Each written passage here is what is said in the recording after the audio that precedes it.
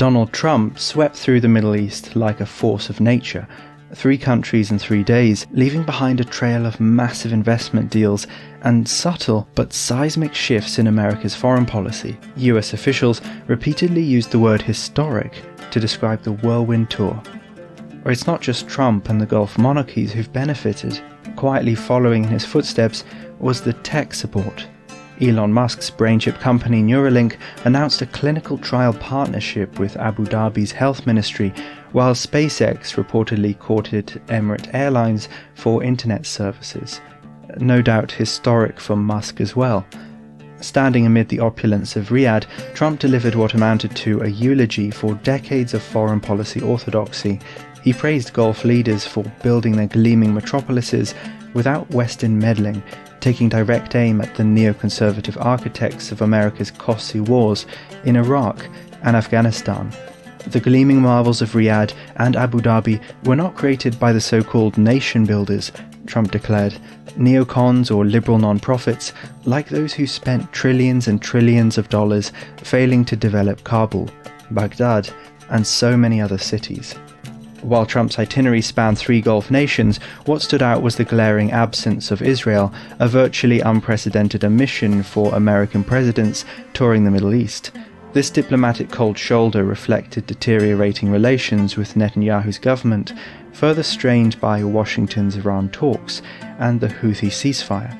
For Riyadh, perhaps the tour's most surprising announcement, Trump's decision to lift economic sanctions on Syria, a move requested by Saudi Crown Prince Mohammed bin Salman and Turkey's Erdogan. The president even met with interim Syrian leader Ahmed al-Sharaa, a man Israeli officials denounce as a terrorist for his former al-Qaeda ties. Trump called him a young, attractive guy, while reportedly conditioning sanctions relief on establishing diplomatic relations with Israel and deporting Palestinian terrorists. Iran too received an olive branch from Trump regarding its nuclear program, though with boundaries. "We really want them to be a successful country," Trump insisted, while warning that his patience has limits. This is an offer that will not last forever. The time is right now for them to choose.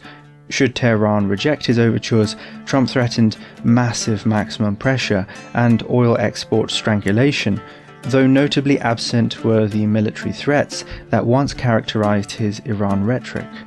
The trip's crescendo was undoubtedly its economic dimension, with Trump announcing approximately $2 trillion in total investments for Middle Eastern countries, a figure the White House gleefully contrasted with his predecessor's achievements.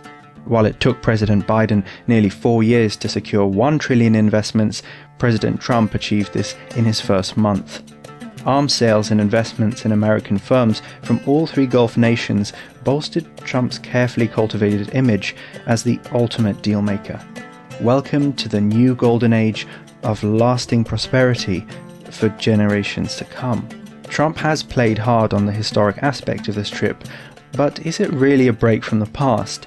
America's dance with the Middle East began in the early 1800s with the Tripolitan War against Barbary pirates. The relationship transformed dramatically after World War II, when the United States, eyeing Soviet expansion, planted its flag firmly in the region's shifting sands. Whoever controlled this area might tip the global balance of power. The Cold War turned the Middle East into a high-stakes chessboard, where the US countered Soviet influence by forging critical alliances. Israel became America's steadfast regional partner, receiving overwhelming military support against Soviet-backed Arab neighbors. Simultaneously, America stepped into Britain's retreating imperial footprint in the Persian Gulf, replacing the UK as the security guarantor for Saudi Arabia and neighbouring oil monarchies in a straightforward arrangement.